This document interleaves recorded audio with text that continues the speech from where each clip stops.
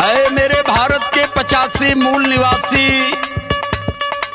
बहुजन समाज के सम्मानित साथियों, ये बैकवर्ड आर्मी की ओर से ये गीत आपको दी जा रही है। ज्यादा दिमाग तो मत खर्च करो, लेकिन थोड़ा खर्च करो भाई, क्योंकि जहां है वहां तक लाने में बाबा साहब ने 4 बच्चों का बलिदान कर दिया। अपनी विधुता का उन्होंने बलिदान किया, अपनी पत्नी का बलिदान किया और अपने सम्मान का बलिदान किया सदन से। तब आप यहां हो। इतना दिन से मैं आपको समझा रहा हूं, लेकिन फोन पर जो बेवकूफों की तरह लगातार बात करने का जो मुझसे प्रयास कर रहे हैं, मैं उन लोगों के लिए कर रहा हूं। बात सुनो, जहां हमारा सम्मान नहीं है, जहां हमारा स्वाभिमान सुरक्षित नहीं है, धर्म कोई भी हो, मानना तो नहीं, हम थूकना भी पसंद नहीं करते, चाहे वो धर्म जो भी हो। और मैं अपने बहुजन समाज 85 मूल निवासी अपने सभी बहुजन समाज के लोगों से कहना चाहता हूं, जहां मिले नहीं सम्मान, कौन सी मजबूरी है और कौन सी बीमारी है, जहां मिलती नहीं सम्मान, सम्मान वहां हिंदू बनकर मत रहना।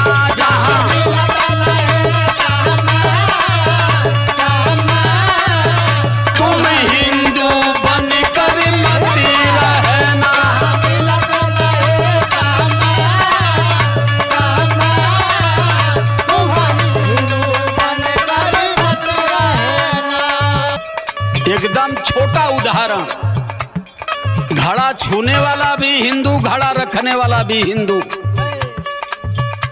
अगर दिमाग इस बात पर अगर गोबर नहीं निकला तो तुम लोग ये जान लो कि कहीं ना कहीं कौम में बहुत बड़ी कमी है।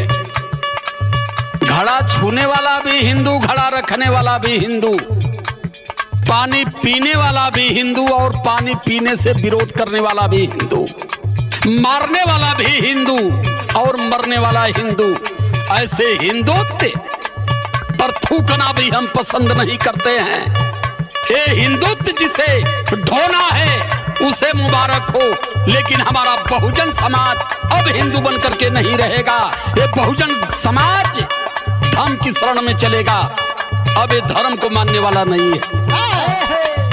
इसलिए समझा रहा हूं, जहां सम्मान नहीं है, बाबा साहब इस बात को कहे थे कि जहां आपका सम्मान नहीं है, जिस धर्म में सम्मान नहीं, जिस जात में सम्मान नहीं, उसको किस मजबूरी में ढोते हो। इसलिए लाइन हमारी कह रही है, जहां मिले नहीं सम्मान,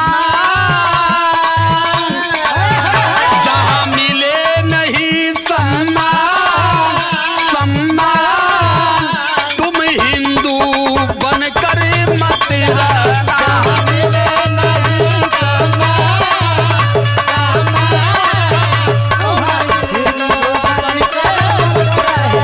हिंदू कब बनाए गए? 1925 में। उसके पहले क्या थे? शूद्र। 1925 में हिंदू क्यों बनाए गए? जब बाबा लोगन के पता चल गया कि अब भारत में जमहूरियत आएगी, डेमोक्रेसी होगी, भारत में लोकतांत्रिक व्यवस्था प्रणाली होगी, अब राजा माँ की पेट से पैदा नहीं होगा, अब राजा मतपेटी से पैदा होगा। क्योंकि लंदन की स्थिति भारत में भी लागू होगी। तब ये घबरा गए कि अब हम शासक कैसे रहेंगे, तब इन्होंने हमें फर्जी हिंदू बना दिया। शिक्षित बनो, संघर्ष करो, संगठन बनाओ तुम भाई, संगठन बनाओ तुम भाई, संघर्ष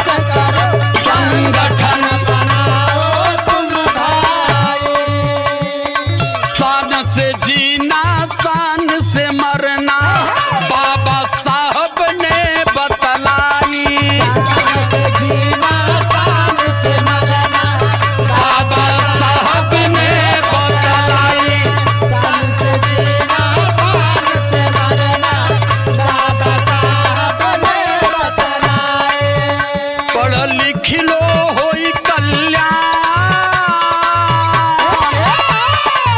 लिख लो होई कल्याण, कल्याण तुम हिंदू बन के मत रहना, कल्याण तुम हिंदू बन के। इनका ग्रंथ क्या कहता है जिसे ढो रहे हो? ये ग्रंथ की चौपाई संकेत करती है जो 14वीं सदी में तुलसी ने लिखा। कहाँ लिखा?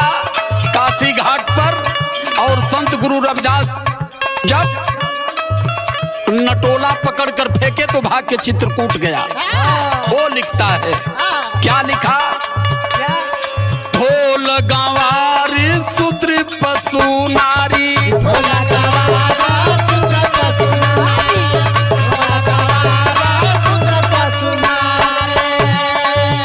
ये सब ताड़न के अधिकारी,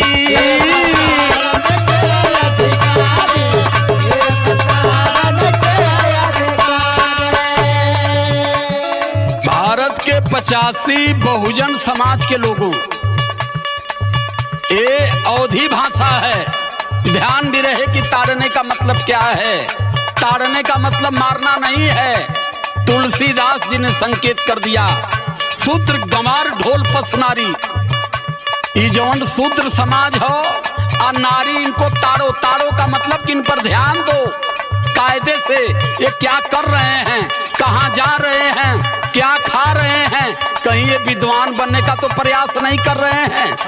अगर बराबर इनको ताड़ते रहे, देखते रहे, जब इनको विद्वता से दूर रखोगे तो ब्राह्मणवाद यहाँ सदैव सक्रिय रहेगा।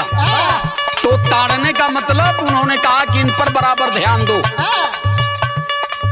जैसे ढोलकिया ढोलक चढ़ावाला तो देखला मसाला कैसन है, कहीं मुंह सुसना न कटले टाकी में।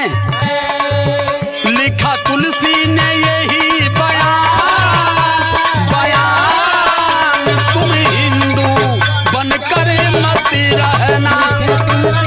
जय हो।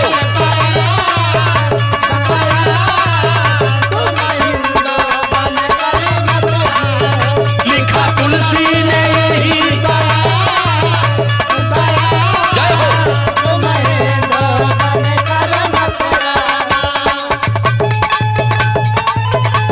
वाह वाह वाह जियो।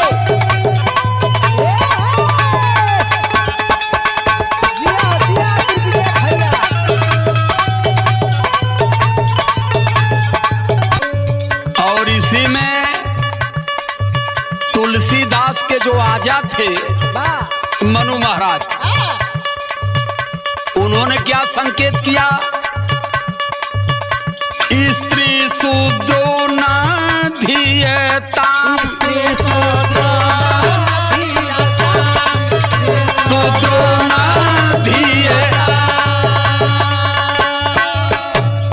मनु विधान का ये पैगाम,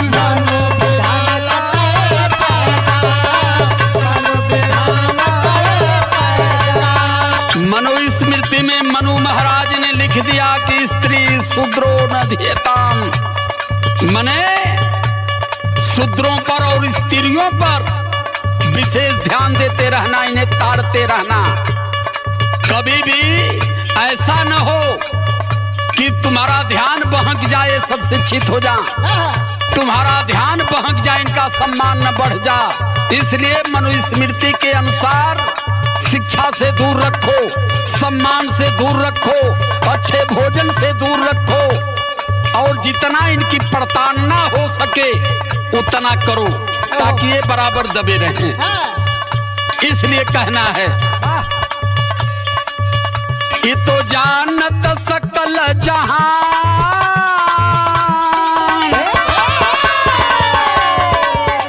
ये तो जानत सकल जहान, जहान तुम हिंदू बन के मत रहना।